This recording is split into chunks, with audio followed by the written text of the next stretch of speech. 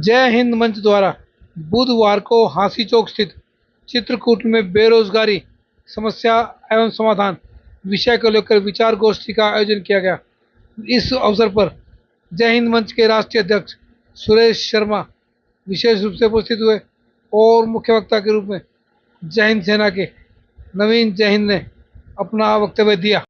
कार्यक्रम में नंद किशोर अग्रवाल, चित्रलेखा शर्मा विशेष रूप से उपस्थित हुए और उन्होंने बेरोजगारी को एक समस्या बताया और इसके समाधान के उपाय ढूंढने के लिए लोगों से आह्वान किया। धार्मिक संस्थाएं शब्द इस्तेमाल कर रहा हूँ, ध्यान से सुनना। जो लोगों का एक समूह बना करके साथ गठबंधन करके और मुनाफा साधारण साधन कार्यकर्ताओं को इस्तेमाल करते हैं, उनको हम यहाँ बुला करके उनको लीडर बनाना चाहते हैं। कोई सरपंच या पूर्व सरपंच है, आ जाए। हाँ, ताली बजाएं, ताली बजाएं।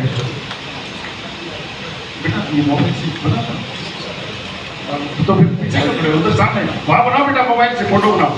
देखो यही सिखाने के लिए तो भारत माता की, भारत माता की। अच्छा, संबोधन की उस कड़ी है। मैं राजू जी से, अशोक जी से, कौन साहब से चाहूँगा कि बिट्टू सरपंच जी आप आए।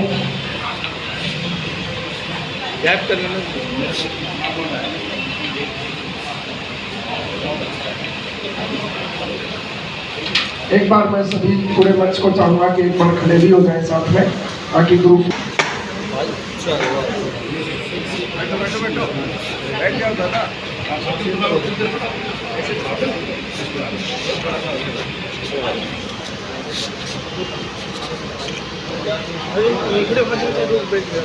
भारत माता की, भारत माता की।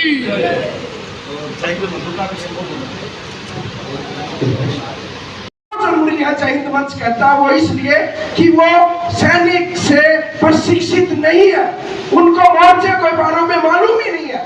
इसीलिए पहलगांव जैसी घटना दोबारा से नहीं हो, ऐसे संवेदनशील इलाकों पर जो गवर्नर हो वो या तो सेना का अधिकारी हो या सेना से प्रशिक्षित हो। इस तरह की मांग जो है जय हिंद मंच ने सरकार से करी है। ये सही है तो भिवानी से ये गुण जानी चाहिए कि जम्मू कश्मीर जैसे राज्य में जो गवर्नर हो वो सेना का ही अधिकारी हो, ताकि वहाँ के पेट्रोलिंग और एम्बुश के बारे में बिल्कुल बारीकी से जान सके। तो ये जय हिंद मंच ने यहाँ पर एक संकल्प दिया है। मैं जो यहाँ कोटक महिंद्रा के अधिकारी हैं उनसे भी निवेदन करूँगा कि आप आगे आए और इस सम्मान की कड़ी में कोटक महिंद्रा की तो क्या जरूरत पड़ी हुई है ताकि ऐसे प्रोग्राम करें। आज हिंदुस्तान में बेरोज़गारी एक बहुत बड़ी समस्या है। उस बेरोज़गारी से ही नशे की प्रवृत्ति बढ़ रही है और उस बेरोज़गारी से ही दुष्ट प्रवृत्ति के जो लोग हैं वो युवाओं को गलत दिशा में ले जा रहे हैं। हमने गैर राजनीतिक संगठन होने के नाते जिस तरीके से शहीदों और सैनिकों के लिए काम करते हैं, उसी तरीके से इन सामाजिक समस्याओं पे काम करने की इच्छा जताई।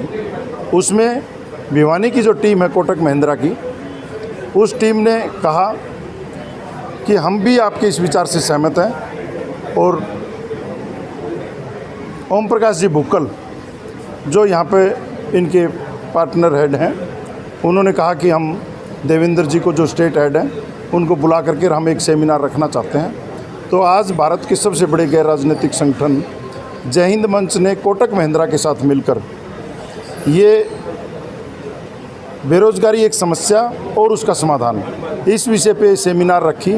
और वो सेमिनार सिर्फ शब्दों तक सीमित नहीं रखी, बल्कि उसमें अलग अलग डिपार्टमेंटों के चीफ हेड उनको बुला करके हमने उनसे कहा कि आप हमारी इसमें क्या मदद कर सकते हैं। उन सब ने मार्गदर्शन की और मदद का आश्वासन भी दिया और बहुत सारे अधिकारियों ने तो रास्ते भी बताए कि किस तरीके से युवाओं को रोज़गार के लिए और बेरोज़गारी की समस्या को दूर करने के लिए ये तरीका हो सकता है।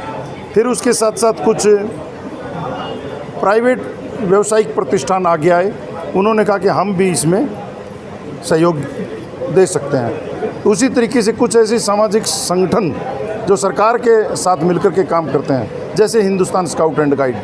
उन्होंने भी बताया कि इसमें सामाजिक सेवा के साथ साथ रोजगार के भी अवसर हैं। तो ये आज कार्यक्रम का मुख्य मकसद यही था कि युवाओं को रोजगार, समाज में एक सकारात्मक चिंतन, और जो जैसे एक्सिस लाइफ इंश्योरेंस रोहतक में, कोटक महिंद्रा भिवानी में, दिनेश भारद्वाज जी ने रोहतक में ये किया, ओम प्रकाश भुक्कल जी ने भिवानी में किया।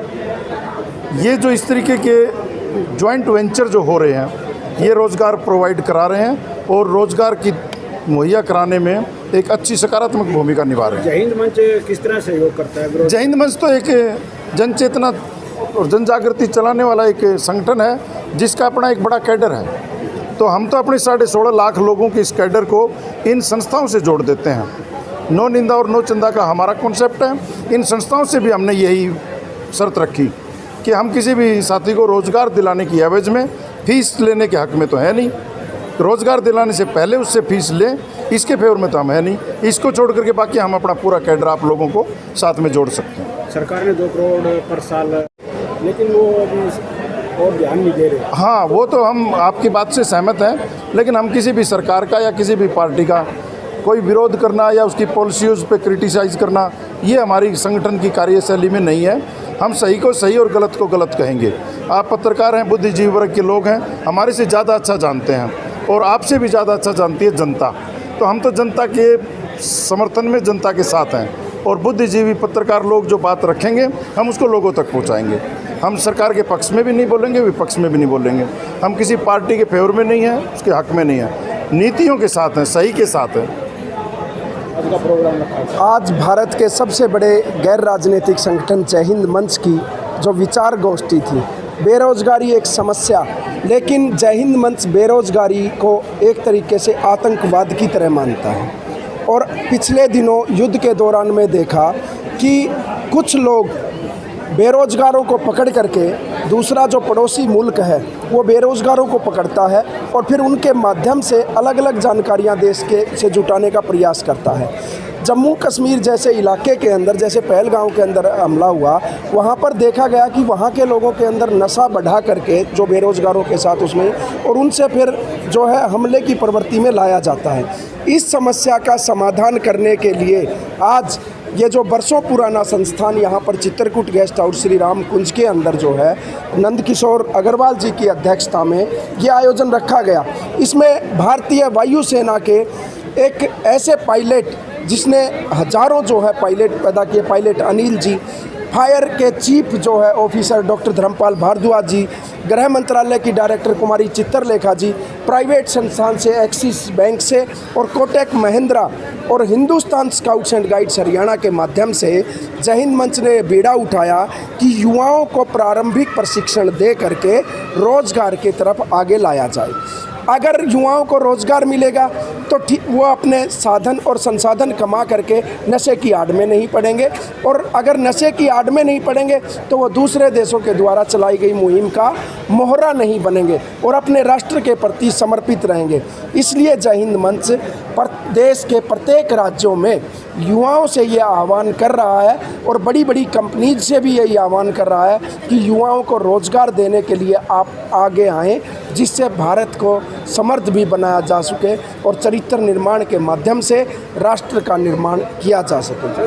फौज में जो अग्निवीर 4 साल के लिए है जी, उसको आप सही मानते हैं, गलत मानते हैं? सिंह साहब, बेरोजगारी बढ़ेगी? जी बिल्कुल सिंह साहब, आपके मैं इसी बात को आगे बढ़ाता हूँ। जो अग्निवीर योजना है, अग्निवीर योजना देश के प्रत्येक युवाओं को प्रारंभिक प्रशिक्षण देने का एक आयोजन है जिसकी हम बात कर रहे हैं। अब आपने देखा कि युद्ध की स्थिति हुई और मॉक ड्रिल के माध्यम से स्काउट्स गाइड्स, चाहे वो हिंदुस्तान स्काउट्स गाइड्स थी, चाहे एनसीसी थी, चाहे एनएस थे या दूसरे थे, उन सबको आह्वान किया गया कि आप आगे लाया जाए। अब अग्निवीर योजना से जो युवा प्रशिक्षण देंगे तो कहीं ना कहीं प्रशिक्षित है, तो उसके अंदर मेरा ये मानना है जय हिंद मंच का कि युवाओं को बढ़ चढ़ करके आगे आना चाहिए और उनमें जो प्रशिक्षित है, सरकारों से आह्वान है कि उनसे बेरोजगारी नहीं फैलेगी। वो प्रशिक्षित हो गए जो कंपनियों में, क्योंकि वो एक ट्रेंड सोल्जर हो जाएगा। और जब किसी एक कंपनी को ट्रेंड सोल्जर बनेगा तो वो एक कंपनी की जिम्मेदारी अच्छे से संभालेगा। लेकिन सर पहले बिल्कुल, मैं आपको ये बात बताना चाहता हूँ कि ये जानबूझ करके एक तरीके से युवाओं को भटकाने का एक प्रोपगंडा सा बनाया गया। सरकार ने एक स्कीम निकाली। क्या सरकारों ने फौज में भर्तियां बंद कर दी? नहीं बंद करी हैं। आज भी फौज में भर्तियां होती हैं, चाहे नेवल विंग है चाहे एयर विंग है, सभी होती हैं। सरकार ने एक अपना डिपार्टमेंट बनाया कि भी एक भर्ती हम अग्निवीर के माध्यम से भी करेंगे, और उसको कुछ लोगों ने उसके सेना के कार्य से जोड़ दिया कि नहीं, ये तो सिर्फ 4 साल के लिए है। पहले होम गार्ड भी थी, तो होम गार्ड में क्या होता था, पैरामिलिट्री फोर्सेस में जाने के लिए आज भी भर्तियां होती हैं, भर्तियां कोई रुकी नहीं गई है। तो इसलिए वो युवाओं को भटकाने के लिए कुछ लोगों का ये मूल रूप से ये एजेंडा था कि किसी तरीके से अग्निवीर की योजना है उसको धराशायी किया जाए। लेकिन अग्निवीर की योजना ठीक है, वो सैनिकों को भ्रमित करने का प्रयास नहीं है, बल्कि एक प्रशिक्षण देने का प्रयास है।